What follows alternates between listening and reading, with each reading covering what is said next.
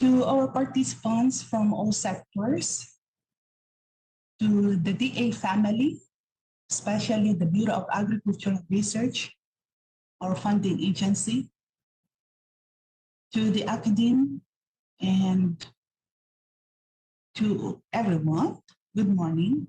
I am Fidela Bongat, the project lead of the Rice Seed Information System at PhilRice. Our presentation today is to provide you a glimpse of what we have nowadays to help us in transforming the rice seed industry and in coping with the current and future challenges through digitization and digitalization. Allow me to present to you what is all about RSIS. You would note you can have this access now dito po sa ating pong webpage. You would note rsis.philrice.gov.ph at pupunta po kayo sa inyong portal. And this RSIS provides you a platform for collecting, consolidating, disaggregating, and reporting near real-time rice seed production, inspection, certification, until distribution with the use of information and communication technology. So, you would note na dito po pwede po kayong makapag-login sa mga seed growers and sa ating mga stakeholders, especially our DA, RFOs, and our DA Central Office, the National Rice Program, the RCEP, so that everything that we can access in this RSIS will be helpful sa ating pong rice industry. Allow me then to provide you the project journey ng ating pong project. This Rice Seed Information System was originally a project funded by the Regional Field Office 3 called Near Real-Time Rice Seed Information System, and this was completed in 2013. Ito po yung ginagamit pa po noon na cell phone. This is a Symbian cell phone, and there were limitations during that time, and it was said that still we have seen that there is a potential to improve the concept of this project. So that is why in 2018, nag-propose po kami to improve the RSIS 3. But of course, ang nauna po natin project was funded by BAR also this time, ay ang documentation and assessment nitong RSIS 3. So we were able to revisit what went successful and what needs to be done, and we involve the seed producers and seed growers as well as the seed inspectors so that we would have this redesigned RSIS. So we conducted FGDs, or focus group discussions, consultations, or consultative meetings across the Philippines, in Laguna, of course, in Bukidnon, in Ilocos, in Central Luzon, of course, at marami pa po iba. So in 2019, we were able to have the project funded again by BAR, and this time this is now the redesigning or improvement of the Rice Seed Information 3, so that we will be able to scale up, deploy, and operationalize in strategic areas nationwide. So as of now, we have already pilot tested itong RSIS in key areas in the country for nationwide adoption come 2023. So paano po ba natin ginawa itong ating RSIS? Of course, we are basing on this framework of the project. Dito po sa project na ito, we considered the National Rice Program along with the Rice Competitive Enhancement Fund and the enabling laws. Ito pong enabling laws, we specifically consider the freedom for information, the data privacy law, and of course, the ease of doing business. And you would note that we have the 7 processes in the rice seed industry. We identified the key processes in the rice seed industry. So, makikita po ninyo dito na ito yung mga kinapalooban ng pinakamahalagang mga bagay na isinasaalang-alang natin dito po sa rice seed industry. Of course, sa pangunguna ng ating Bureau of Plant Industry through the National Seed Quality Control Services, the Crop Research and Production Support Services, and National Seed Industry Council in terms of producers or seed growers accreditation, in terms of field seed inspection, at even doon sa variety and seed requirement planning and the distribution of our research. At sa field rice naman po, the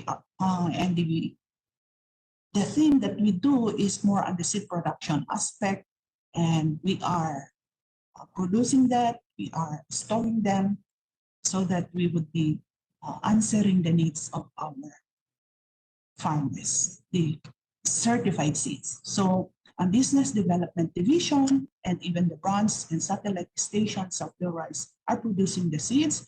We applied the certification, and seed certification pa rin ay nandito po sa ating sa DPI.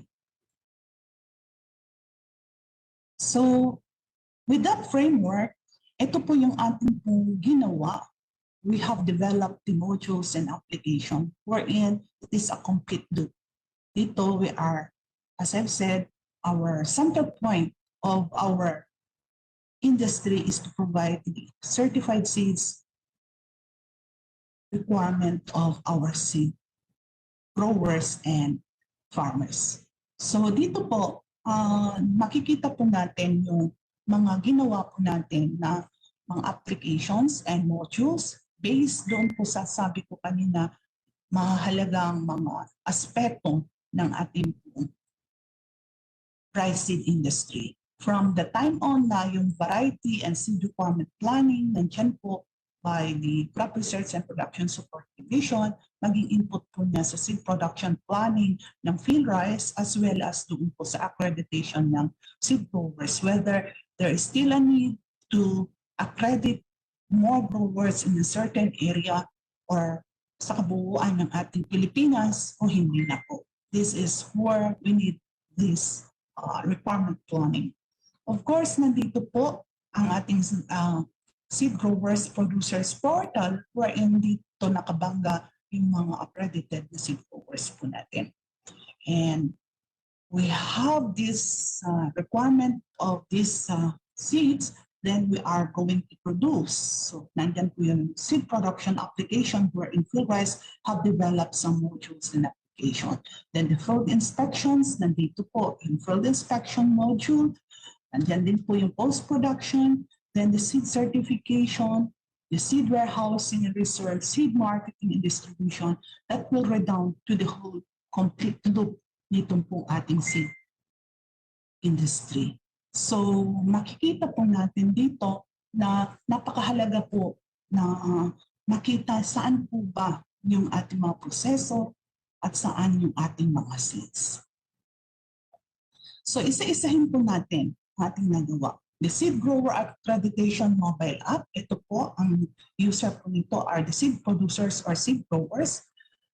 At mapafacilitate po nito ang application for accreditation and the renewal of accreditation.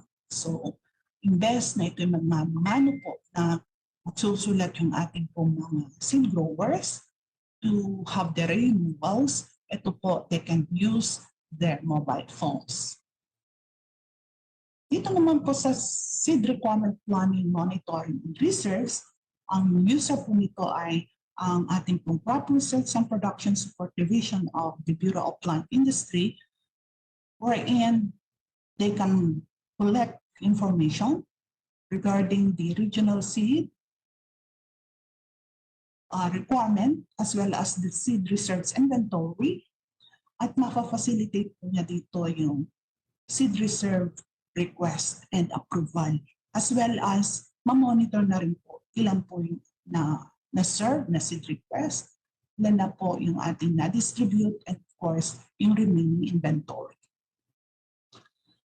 We also have the Seed Production Planner web online. Ang user po nito ay ang ating seed production in charge at PhilRice. So dito po, lahat po ng branch stations ng PhilRice ay pwede na po gumamit itong ating po Seed Production Planner. And ang key features po nito ay yung data entry, ay kakayanin po niya, the production plan, as well as the planting plan data entry, and the activity planner and field activity viewer, kung ano po yung mga nakasaalang-alang doon na sunod-sunod na activities sa field mismo. And then we can generate the planting plan and the planting report as printed po nito. And as you can see at the web online, ganun po yung kanyang status. Then of course, we have the seed production app, mobile app. Ito po ay, ang user pa rin po dito ay ang ating seed production in charts. When we have the web online, we have this seed production mobile app. And dito napakadaling gamitin and i-navigate. Yung sabi ko kanina, every activity doon sa ating planner, dito na po pupunta. It can notify yung scheduled activity for the days. Then, yung real-time field data collection and documentation po ay kaya na.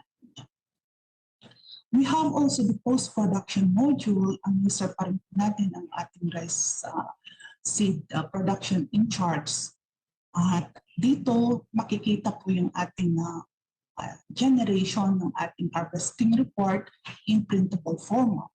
At it can generate yung pong ating mga processing forms, digitize of that, at maaari natin makita dito the processing and operators management and all the records of the processing data.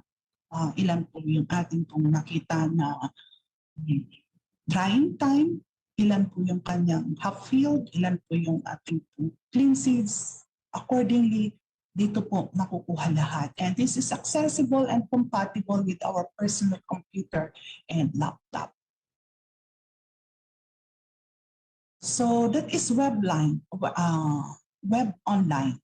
And now we have also the post-production mobile app wherein the PhilRice production in charts can have this mobile app instead of doing that in the desktop.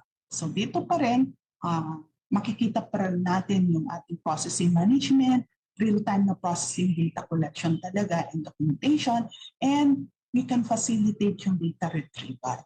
So while they are hauling and unhauling, cleaning and everything, they are processing, they can already input in this post-production mobile app. So pagkatapos po natin ng ating post-production mobile app or post-production web online, we have this also warehouse online system wherein yung ating pong mga warehousemen sa ating PhilRice branch stations and satellite stations can use. So dito po, makikita po natin that this is the overall warehouse management aspect of our project.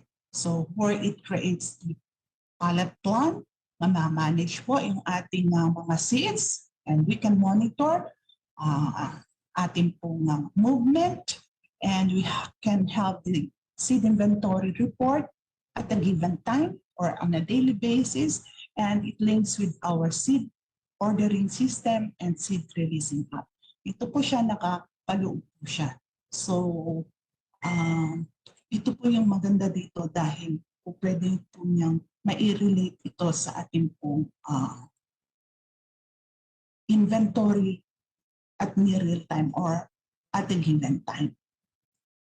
We also have this seed ordering system via kiosk wherein our users are our seed growers or seed producers as walk-in customers at our Philrice branch stations. Dito, makikita sa kiosk na ito, stand-alone kiosk wherein the available seats in the Philrice branch station are shown, and then the variety characteristics, makikita rin po siya.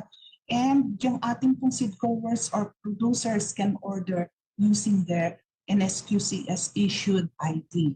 At base din doon po sa kanilang accredited area. There is also a system verification kung valid pa po ba yung kanilang accreditation as seed growers or hindi na po. And this is very easy to operate kasi po touch screen po siya. We also have this online seed reservation where we are piloting this season and the users are the seed growers or seed producers. Ang features po nito, we can also show the available seeds in Philrice branch stations and the variety characteristics. They can reserve the seeds using their valid IDs issued by an SQCS. At sabi natin kanina, it can verify yung kanilang validity as to their accreditation. And of course, matatrack po niya yung ating seed reservation status using our SMS and email notifications. So dito po, makikita po natin kung ano-ano yung mga na ipa-reserve ng mga seeds and varieties at that. We also have this seed releasing app. Tambal po ito ng ating warehouse online system and kalink po ito ng ating seed ordering system where it captures and archives seed transaction details at dito po makikita po kung saan po ba siya at ano po siya, where to get the seeds in what pallet. Ganun po siya. And sabi ko kanina, it connects to inventory system and management. We also have this seed grower mobile app or we call it Grow Up. Itong Grow Up po na ito is specifically for the seed growers and producers aside from the Philrice. So dito po, the seed growers can collect their data offline. So ibig sabihin wala pong internet ay pwede po nilang makuhanan o mailagay ang kakailanganin na mga information patungkol po sa kanilang field. At po pwede lang nila ito na magamit or isend at gamitin yung internet when sila ay magsisend na po ng kanilang data. Bakit po nila kailangan po dito? Kasi po, ito pong Grow Up, ang connection po ng lahat from Philrice at the same time doon sa ating NSQCS where they have to send their application for seed certification requirements. Dito po hindi na po sila mano-mano na magsusulat ng kanilang application na kung ilan yung kanilang variety to apply ay hindi na po ganoon kadami ang susulatin. So this time, using Grow Up, ma-facilitate po niya lahat. And there is one-time login using their ID issued by NSQCS. At ito pa rin ay napaka-user-friendly. Ang interface po niya ay hindi po mahirap na intindihan because this is meant for our seed growers at that. Then of course, meron po tayo Seed Inspectors mobile app na kung saan ang ating API, NSQCS, had developed para po can help the seed inspectors to locate the location or to go to the location of the seed growers. At makikita doon kung yung application nga niya ay tugma doon sa kinaroroonan ng kanyang farm and approval ng kanyang seed certification sa kanyang field preliminary inspection up to final inspection. Ito po ang gamit ng ating seed inspectors. As well as doon po sa seed sampling request ay po pwede po niya ma-receive dito po sa seed inspectors mobile app. Matatrack po niya ilan po yung na-receive ng ating seed inspectors requesting for seed sampling. among our seed growers. And of course, nandito po yung BPI Data Bank web app wherein the profile of seed inspectors, the seed growers and producers and regional offices employees are kept. So nandito po yung database po niya and the forms are digitized and the approval of accreditations, seed certifications and inspections, andito po nakalagak po dito. And then the seed sampling and result of analysis report ay dito rin po nakalagak. So it comprises everything in the laboratory, what it received from the seed inspectors down to the laboratory analysis.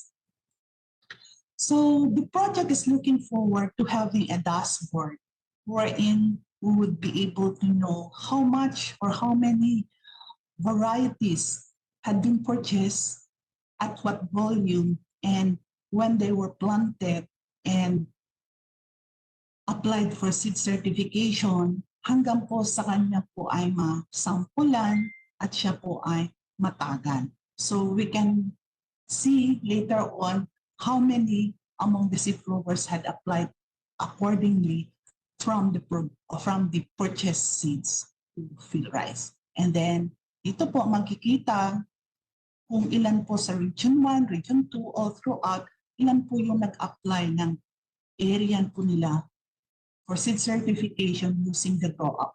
Then makikita rin po kung ilan po yung varieties, yung magnitude po ng anong variety po ang pinakamalaki ng na i-apply sa ating seed certification. And of course, we can locate that or we can see through a map as kung paano, kung ilan, at kung anong region ang meron ng bawat application. So this is how we would be looking forward to transform our seed industry, specifically for rice. And of course, sabi ko nga po kanina, looking forward to this project, having this 2019 to 2022 phase 2 project, we are also looking forward to the phase 3 of this project in 2023 to 2024 or 2025, wherein we will be expanding the deployment of the improved pricing information system. So, in summary, I would like to show you again our developed modules and applications wherein I am saying a while ago, kanina sabi ko po, ay kinukompleto po niya yung buong loop, the complete loop of our seed industry. From the time on na tinitignan po natin ang requirement ng ating farmers in terms of the seeds or certified seeds, ay kaya po natin makita ano po yung variety, ano yung seed requirement planning. Sana po ay magawa po natin na ang katulong po natin dito ay yung ating regional field offices to provide us yung seed requirement ng ating mga magsasaka. That is an input to field rice seed production planning and input to how many yet are the seed producers or seed growers in certain areas to be accredited. O baka naman sobra-sobra na po ito. And that is through our seed growers accreditation module app na ginawa naman po ng ating NSQCS. At andun po nakapaloob yung ating seed growers and producers portal as well as all the results of the analysis and everything that pwede po ma-access at ito po ay pupunta po siya dyan. At dito po ang tinitignan po natin when the seed growers are going to use yung ating pong mga varieties na pinili sa atin from here. Pag ginawa po nila ito, mag-a-apply po sila for seed certification. So, ang grow up po ay nagawa po para sa kanila so they can use that and so yung data ay papasok po sa RSIS as well as dito din po sa field rice, sa lahat ng station ng field rice, hindi lamang po sa central experimentation, ay gagamitin ang seed production mobile app or yung module po natin na web online. And siyempre yung ating field inspectors or seed inspectors ay gagamitin po nila yung module for their seed certification, inspection, and everything like that. Then dito pa rin sa PhilRise, kaya po natin na magamit yung ating post-production module and mobile app para po makita po natin ano po yung mga batches of seeds and per variety po ito. Then papasok po siya sa seed certification wherein the NSQCS would have some activities in testing, analyzing, and certifying our seeds na nasampulan. So nandiyan po yung module at that at papunta na po siya dito sa seed warehousing and research wherein sabi ko kanina, nandiyan po yung warehouse online system ng PhilRise. At the same time, yung kakakabit ng warehouse online system na seed releasing app na nakatugma din po doon sa seed ordering kiosk. Andito rin po yung National Seed Reserve Stock Inventory ng Crop Research Production Support Division wherein yung reserve po in terms of addressing our needs in times of calamities. And then of course, yung sabi ko dito sa seed marketing and distribution, nandyan po yung seed ordering kiosk at yung online seed ordering reservation system ng PhilRise. So it's a complete loop of the rice seed industry where we are going to have the traceability. Nasaan po ba ang mga seeds? So yung traceability na yan ay napakahalaga para po malaman kung po ang lote na kinailangan itinanim ng certain producer. So the RSIS seed trace is a must in these changing times. So sabi ko nga ng ating pong bagong presidente that as the world moves into rapid digitalization, the digital divide will become more pronounced. And the use of internet in our transactions or in having this e-commerce law ay napapanahon. And we should not be lagging behind, but of course, we should be in pace with them. We should keep in pace with them or with this current and in the coming days to come or in the future. So ito po yung ating pong napakahalaga na project, rice seed information system that would help in transforming our rice seed industry in this current and future challenges. So with this, good morning po at magandang at pinagpalang umaga po sa ating lahat. I would like to thank DA Bar for giving us this opportunity to present the progress of our project and as well as in extending the funding for this project. Maraming salamat.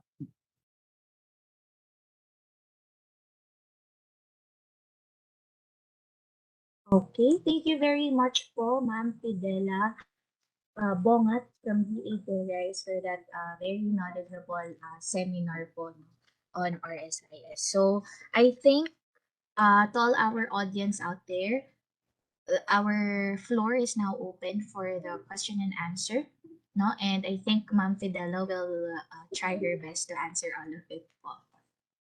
Ayan. So, pwede na po tayong magtanong kung meron po tayong tanong on RSIS.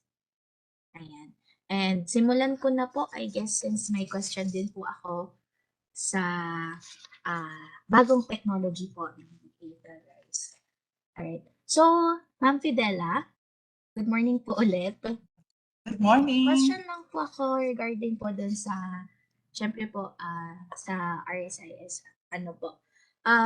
Are there any available materials po ba kung saan pwedeng makuha ng mga farmers para malaman nila yung step-by-step process on how to adopt or on how to adapt the RSIS po? Yes, we have developed some of our modules and we are trying to put that in our web page. And basically for now, because the main players that we have considered in here are the seed producers and seed growers, and of course the laboratory or the regulatory body, such as we have this as the preliminaries. But of course, the vision of this project is to provide a platform also through RSIS, wherein the farmers will be able to get some information from among the seed growers on what varieties and seeds are available among them. Ang gusto po namin makita dito ay actually na-envision namin yung parang Lazada type, Shopee type, wherein all our seed growers can enroll in RSIS. They can plug their available seeds and varieties para po si farmers later on can get information kung ano hinahanap nilang variety and then they can place their orders. Yun po yung pinaka-envision po niya ultimately for the phase 3. But for now, ang atin po ay more sa ating seed growers or producers and then po sa ating regulatory body which is National Seed Quality and Control Services and the Bureau of Plant Industry Crop Research and Production Support Division. Where nandun po yung ating pong gusto na ma-fast track po yung mga processes po natin so that we will be able to address later on yung needs ng ating farmers. Alright, thank you po. And may nakuha lang din po akong clarification po, no, since as we were watching the video, your seminar po, ang dami po palang applications na nakapaloob sa RSIS po. Since madami siya, meron din po ba kayong nasa likod na rin po ba ng mga minds po ng ating mga researchers ninyo po na gawin na lang siyang isang application? Unang-una po ay iba-iba po yung user. Ano po? Iba-iba po yung user, iba-iba po yung process. So, hindi po siya po pwede na pag-isahin. Although, in some cases, wherein akaling po niya yung iba, we can actually put some of these aspects na pwedeng mapagtugma o mapagtagni. But again, ang difficulty sa Pilipinas ay kung malaki yung program, malakas din dapat yung internet po natin. So that is why hindi po siya basta-basta mapagtagni ng ganoon. Because as I've said, may mga processes siya, different processes, different users, and of course, yung internet capability. Okay po. So, yung mga applications pala, may required bandwidth po para magamit. Okay. Yes po. So, thank you po. So, following po dun sa sinabi po ninyo, ma'am, are there any alternatives po on how you can reach farmers in far-flung areas, lalo na dun sa mga hindi nakakasagap ng mga ng internet or yung iba po walang masyadong resources to use the system? May mga alternatives po ba tayo or any initiatives na pwede po nating ipaalam sa mga constituents po natin? For now po kasi, ang mga, as I've said, ang mga main players po natin dito sa ating paggawa ng ating mobile apps ay ang ating seed growers or seed producers. And to think that these are progressive farmers, hindi po sila yung medyo nandun sa marginal areas. We mean, they have the capability, the capacity to buy and to subscribe yung natatangin na mga kailangan natin na mga gamit. Say for example, the smartphones. And even doon pa nga sa mga Apple, sa mga iOS, meron sila, nagtatanong pa po sila. So we are trying also to connect that for the iOS ones, not only for the Android phones. So sabi ko nga kung para sa farmers po ito later on, as we are going to link also for the phase 3, we are going to link with the RCEF, yung kanilang information system din. At maitagni po natin yung buong loop ng ating rice industry for our seed growers can connect to farmers and farmers can connect to seed growers and to us. Yun po yung ating pong pinaka ultimate na goal for this project. So So, siguro yung mga nandun sa marginal areas na medyo mahirap ka natin na maabot ng ating teknolohiya and the internet, maybe sa ngayon it's no longer impossible because even in the remotest areas, meron na rin pong mga nagbibigay ng internet coverage doon. So, very clear naman po pala na may chain tayo na sinusundan pala pagdating sa knowledge transfer sa paggamit po ng mga applications po ng RSIs. Ayan. So, I think for my last question po, ma'am, dun po sa mga seed growers natin, lalo na po siguro kung hindi sila naka-attend sa seminar natin ngayon, no? Saan po nila kayo pwedeng i-contact for more details or for inquiries po para po sa applications po ninyo? Well, actually, ang ating pong RSIS as a whole was officially deployed on July 7, 2022. And of course, ito po ay as we officially deployed it to our field rice branch stations and to the National Seed Quality Control Services, regional offices, and satellite laboratories.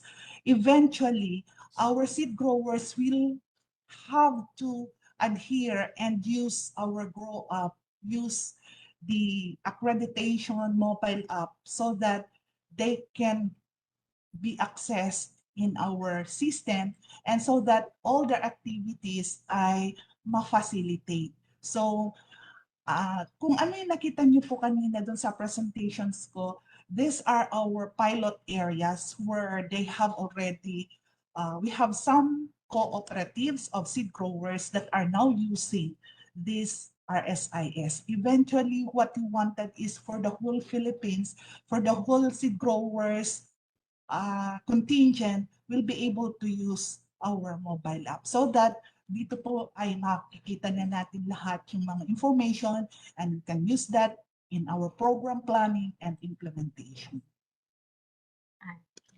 So, very clear naman po, ma'am, and I hope naintindihan po ng viewers natin yung naging discussion and the question and answer portion that we had. Ayan po. So, once again, Ma'am Fidela, thank you very much po for sharing your knowledge to us on digital agriculture, particularly on rice seed information system. And with this po, DA Bar awards you a certificate of appreciation po. Ayan po. So, nasa akin po ang inyong certificate. Di lang po siya makita right now. But, ayan po, in celebration of the Bureau's 35th anniversary, given the second day of August 2022 in Diliman, Quezon City. So, your certificate was already signed by our DA Bar Director, Dr. Janelle B. Soriano po. So, ipapadala na lang po namin ito, ma'am, sa inyo. Ayan po, we will coordinate with our staff din po. Ayan. So, Ma'am Fidela, maraming salamat po sa ulit and to the whole DA Philrice community po. Ayan po. Marami pong salamat, ma'am. Maraming salamat po. I just want to correct my the pronunciation of my surname, Bongat. Fidela Bongat. Po. Yes po. Thank you very Alright, much. thank you po, Ma'am Fidela. Ingat God po bless kayo. us. Good